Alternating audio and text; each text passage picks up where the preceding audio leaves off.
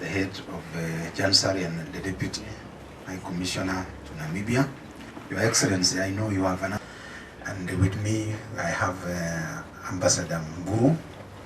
Mburu is the chair, and the members of the Kenya Welfare Association, and all the Kenyans here who are with us, the State Department of Diaspora Affairs, to show the seriousness it has on the welfare.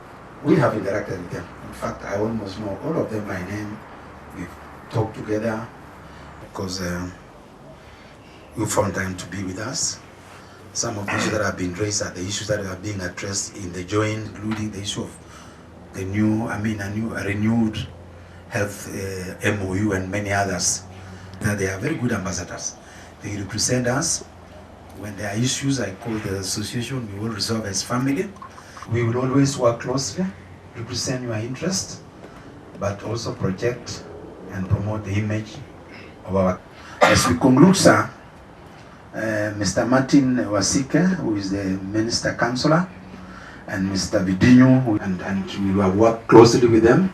I must appreciate them, and they are very experienced officers, sir. You know it. Worked for 32 years, and we appreciate the work they do.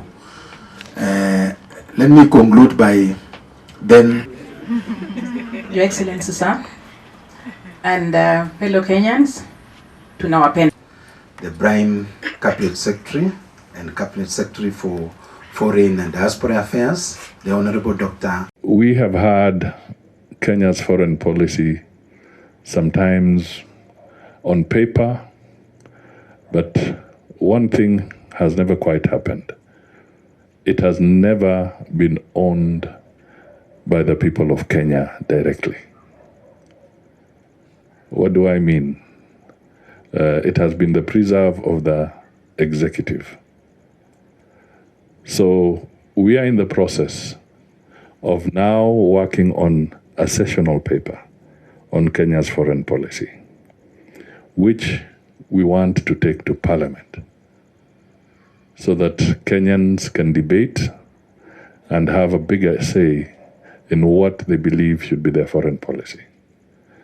Now, you've raised a lot of fundamental issues here through your chairman and others which sometimes are in your mind.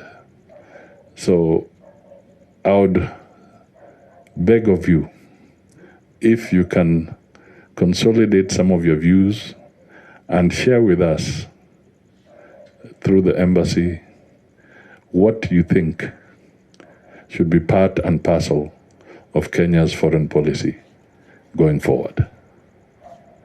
We want to start a new chapter, and this also comes as an awakening, because when we were having issues with the young people in Nairobi just a few months ago, one of the things they raised was, why does the president travel?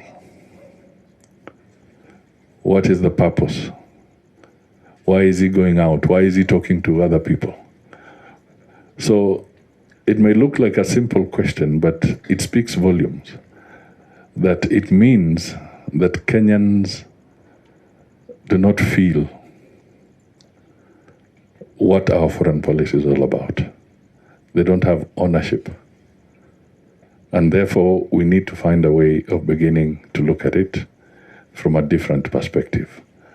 And you, as Kenyans in the diaspora, have got a big opportunity to enrich that foreign policy and make us understand it better, make us define it better, so that going into the future, we'll have a better approach. As Kenyans, we have an opportunity to provide leadership to the African Union Commission. And Kenya has settled on the Right Honorable Raila Odinga as the Kenyan candidate for this assignment. He's facing 4 competitors from Madagascar, Mauritius, and Djibouti. So I'm here, after the other things, to also seek the vote of the people of Namibia when that opportunity comes in February, so that Kenya can provide an opportunity of serving, can get the opportunity to serve the continent on matters of the African Union.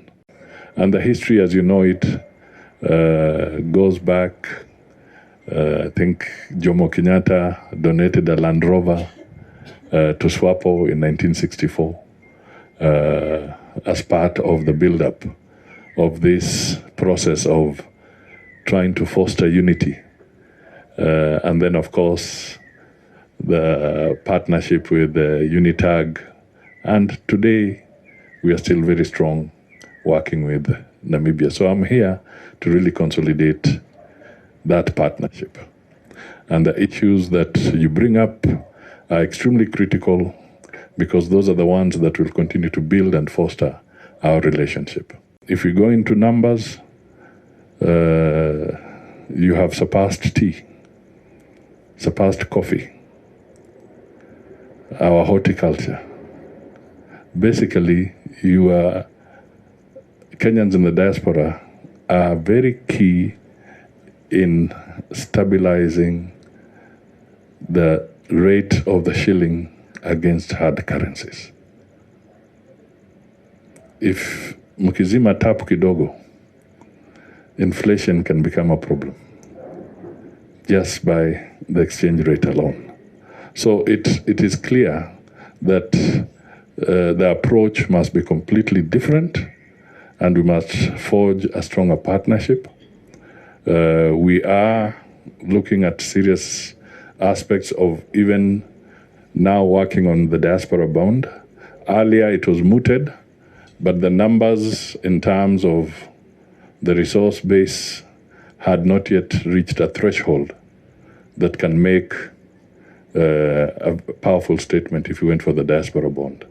But today, the figures indicate that Kenya is now ripe for a diaspora bond, where you can help in investing in the infrastructure, key infrastructure, whether it is the roads, whether it is hospitals or institutions that matter, that have a serious impact on the people.